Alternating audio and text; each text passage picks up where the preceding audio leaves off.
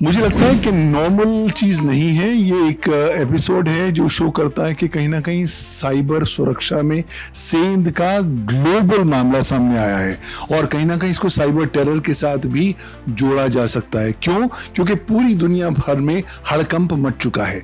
हड़कंप के पीछे उद्देश्य क्या था? लोगों के हृदय में आप डर फैलाइए, दहशत फैलाइए और वो लोगों में के दिलों में फैलने लग गई है। कहीं ना कहीं लोग अब सवालिया निशान खड़े करने लग गए हैं कि साहब हमारी सरकारें क्या कर रही हैं इसको लेकर। और उसका रीजन सरकारों का नहीं है, इसका रीजन हमारे ऊपर है। क्यों?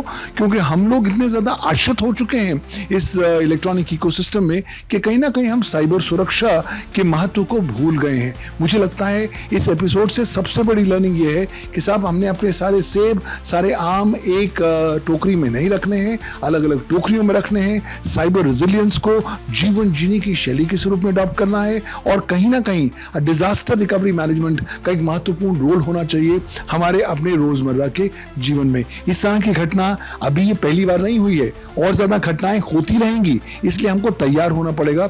यही एकमात्र एपिसोड है जो हमें बता रहा है कि जितनी जल्दी हम साइबर सुरक्षा को अपना लें, लिप सर्विस ना दें, लेकिन फोकस हो जाएं, ड्यू डिलिजेंस अडॉप्ट कर पाए, सावधानी बरत लें, तो इतना अच्छा होगा। देखिए, क्योंकि विश्व स्तर पर हुआ है इसलिए ये वन ऑफ एपिसोड नहीं है, ये एक्चुअली एक बहुत बड़ी एपिसोड है। मुझे तो साइबर अटैक का एक बहुत बड़ा प्रमाण नजर आता है। कहीं ना कहीं इसमें साइबर टेरर भी नजर आता है। और देखिए, ऑलरेडी खबरें आनी शुरू हो गई हैं। ऑस्ट्रेलिया में सरकार ने अपनी नई एक बैठक बुला ली है। अलग अलग कंट्रीज में रेगुलेटर्स धीरे धीरे इकट्ठे हो रहे हैं।